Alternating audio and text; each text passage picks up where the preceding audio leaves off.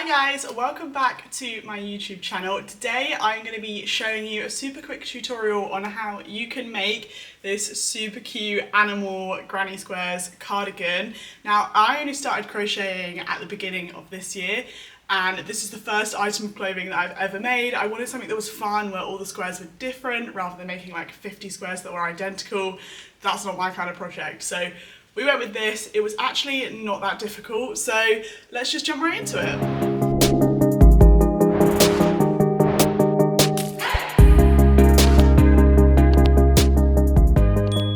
So I will put some other clips up on the screen here just so you can see like a full 360 view of the cardigan, get a bit of a closer look of it. But the first thing that I want to talk about is materials. So exactly what do you need to make this cardigan?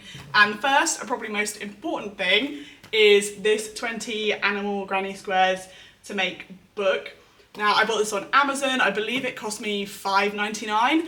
I will put the link to it in the description. This is not like, I don't know this person that made this book. I just bought it on Amazon one day and I absolutely loved it.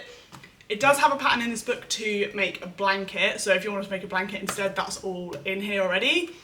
I wanted to make a cardigan because I feel like everyone that crochets makes blankets and I have enough blankets, I don't need another one. I wanted something that I could wear that was like kind of funky. So each page in the book basically has like a photo of the square, the colours that you need, and then the instructions on how to make it. So it's super easy to follow. I'll go through in a minute all of the different yarn, but I did change a lot of the colours through here just so that I didn't need so many colours to make the full cardigan. You can obviously do whatever you want. You can completely change the colours on some of them. So that's what I did. So we've got this sheep square here, but on the back I redid it in black because I really love that square. I think it's super cute. You can make this cardigan completely out of all different squares. There are enough squares in here, I'll get to that in a minute, but I decided I wanted to duplicate some of my favourite ones. Another thing to be really careful of if you are following this book is that it is written in UK crochet terms. Now, even though I'm from the UK, I somehow, when I learnt crochet, learnt in US terms. So at the start, I was making squares that were just absolutely enormous and so confused as to why. But when I finally figured out that I'd learnt the wrong type of crochet for where I live, there is a translation guide at the front of the book to change everything up, and once you've done a few squares you kind of just know it in your head and it's not too difficult to follow, but just want to be aware of, otherwise you'll mess it up like I did. The second thing you need obviously is a hook, like a pair of scissors and needles. Most people will probably have these things in their home if you're watching this video, unless you've never crocheted before in your life, in which case props to you trying to do this first. You'll probably have these things. I use a 4mm crochet hook for literally all of this. So if you're just going to get one, but there's lots of kits and stuff that you could get that'll have everything included. Now, the next thing, and probably the most important thing that you're going to need, is all of the different colours of yarn. And as I said, I kind of simplified it down for me so that I could make sure I didn't need like hundreds of different colours to make it. So it's very obvious in the book, like there's lots of different shades of brown. I ended up just doing I did 4 and a beige, and that was enough, whereas if you just followed the book you probably would have needed like 10 different shades, which is just not necessary. Same with the blues, you probably could have done like 5 different blues, but I just stuck with 2. In total, I think I used 16 different colours of yarn, 15 just single colours, and then there was one colour that I did the trim in that I needed 2 of. All 100 grams, and that is honestly plenty. Like you can see on the table here how much I still have left of all of them. I think the ones that I used the most of was the light green, the orange, and the pink. The rest, I really hardly used any of. This is what I did the trim, and it's in quite a lot of the squares, so I did end up using 2 full ones of these. So this is just an extra one that I had. In terms of what that cost equivalents to, if you want a rough idea of that, I know that Hobbycraft often run 3 for 2 sales, and I think these are £2.50 each. So in total, that's actually only £30 to spend on yarn, which to be honest, for a cardigan like this, when you're only considering cost of materials, is pretty good. When you consider cost of time, it's a very different story. So on how long can you expect this to take, I probably consider myself a pretty slow crocheter. Like, I'm not one of those people that can do it without looking. I have to really pay attention, and a lot of the squares do have like really fiddly bits, like this crab square, which is literally one of my favorites. All of the little legs and stuff take quite a long time, and like things like this where it's got like the little antlers and the ears, you also have to then sew all of those on. So that's quite time consuming. I'd probably say that each square took me minimum an hour and a half, probably 2 hours per square to make, and then probably an extra 2 hours to stitch the whole thing together and an extra 2 hours to do all of the trim. So if you're going to make sort of the exact same size and style of cardigan as I've made here, for reference, I'm sort of in between a size 10 and a size 12. I do have quite broad shoulders, but not much boob. So that's just something to consider if you're going to try and make this, if you think you're a similar size to me or not. I would say that this is a really difficult cardigan to kind of size up or size down because each square is about 18 centimeters. So that's like quite a lot to take off or add on. So you either have to have it really oversized or really quite small. I did actually, when I assembled this, put an extra one on the bottom, so it was slightly longer. I'll put that clip on the screen now. But I just decided that I liked it when it was cropped. And when you do assemble it, like, consider that you're going to add an extra sort of 6-7 centimeters on when you put the trim on. I'm actually really happy with how this sort of size turned out. Maybe the arms could be a little longer, but that's probably just because like I'm quite lanky. So in total, for this one that I am wearing now, I have made 18 different squares to assemble it. So if you really want to consider the cost of that too, each one taking me 2 hours, as I said, that's like a total of 40 hours when you add on the trim and assembly. Now, if I'm going to pay myself like national living wage in the UK, which is like £10 an hour, that's £400 worth of labour to make this cardigan. So that is why I'm not selling it to anyone that asks me to make one for them and that they'll buy it. You're probably not going to buy this cardigan at £400, so that's why. Now, I will put the pattern for, as I said, this exact cardigan on the screen now. This is actually just something that I've drawn from memory. I don't know if it's officially how you're supposed to draw patterns, but I'm going to talk through it. So obviously each of the black squares indicates a different square. The red is the bottom trim, and the green is the sort of like round the neck down the front trim, and the blue is the trim on each of the sleeves. Now, each of the different shades of purple indicate where you join it together. So the light purple is joining on the bottom of the sleeves, the sort of medium purple is joining the front to the back on one side, the dark purple is joining the front to the back on the other side, and then the sort of slightly darker other medium purple is again where you join the sleeve on the other side. I really hope that makes sense. I'm also hoping it's kind of intuitive when you've got it in front of you how it goes together, but you never know. So I do have a couple of like spare extra squares left over, so I'm going to demo how I joined all the squares together.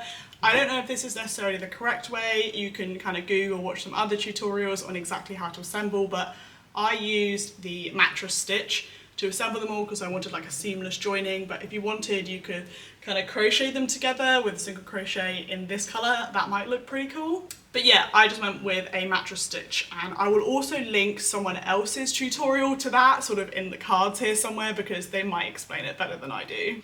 And then this is sort of another panel. So this is the panel that I added around the front, as you saw, for making it slightly longer. But this is like what it will look like when it's all together. So like you won't even be able to see the join, and it's super cool. And this is like a way to also check if you've done them the right size, like if you've got the right stitches along the edge. But I would also say that I don't think it matters that much for a cardigan because it kind of stretches as you wear it anyway. You can get away with it. So let's say that we want to join these two together. I'm going to use the same colour that I use on the trim to join them together, but it actually doesn't matter because you won't be able to see it. I just found a lighter colour sort of less risky if you can see it. So we're going to join this bit here. So you'll have the squares facing as you want them to face, and then basically flip them inside out like this. And then you're going to be working on the outside line of stitching, and you'll see why when we join them together. So I like to start right in the corner here, but you're basically going to go through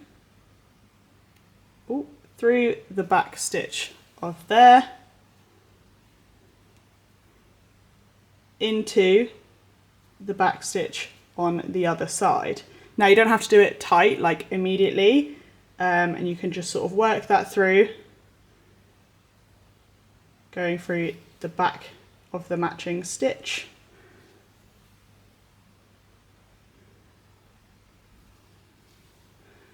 Right the way until you get to the end.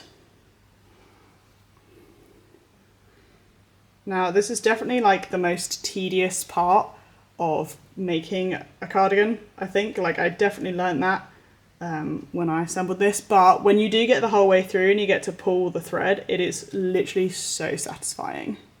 And then when we get to sort of a point like here where you're kind of running out of yarn, you're literally just going to pull it, which I know actually was really scary. Like I was scared to do that first time.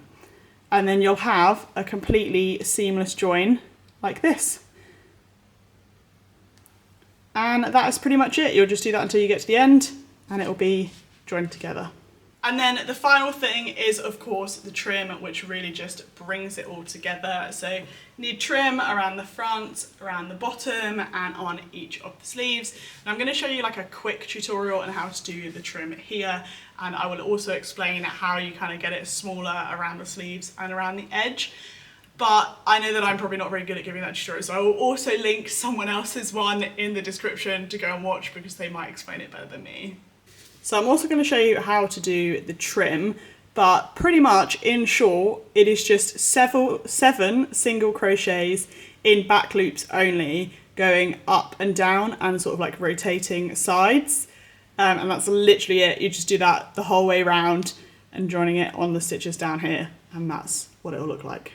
So once you've joined your yarn to your first stitch, you're going to do 7 single crochets or however many you want to do. This just dictates like how long your trim is, so you can adjust this. Just make sure you keep it consistent the whole way around. And then on the end, you'll do an extra one, which is just your, I actually don't know what it's called, I'm not going to lie. And then you're going to go down and you'll just do another 7 single crochets in just one side, so in back loops only essentially, although it doesn't quite work when you're on the first stitch like this, but I'll show you a different one in a second. Now I'm going to run through sort of like a whole iteration of this with you, but I do just want to like reiterate that I am not an expert on this. Like this is the first time that I ever learned it. I'm just now trying to explain it to you, so if this doesn't make sense, just a reminder, I have put a better link in the description to a better tutorial. But when you get to the end of your line at the top, so this is number 7, we want to do an extra loop, and then you rotate it like that, and then you'll work in back loops only, going all the way down, doing single crochets again, 7 of those. 7, and then how you then join that, to join that to the bottom, it is just the next stitch across.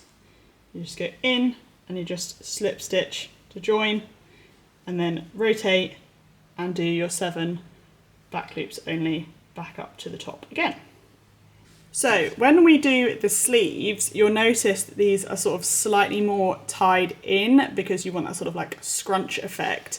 And the way that we do this is when you get to the bottom here, so we're going to do 7 single crochets, and then when you join, instead of joining it to the next stitch along, you'll skip a stitch and put it into the next one. And if you do that all the way around, you'll get a scrunched effect. You can also choose to skip 2 if you want. I think I alternated, so I skipped 1, and then the next time I skipped 2, and then the next time I skipped 1, and that got like a really good scrunch effect for me. But if you play around with it, then you can get sort of different effects. And again, when we're on the corner around the neck, to get it to curve slightly the way that I did it, because I could not find anyone explaining how to do it online, so I kind of just sort of played around and winged it a little bit.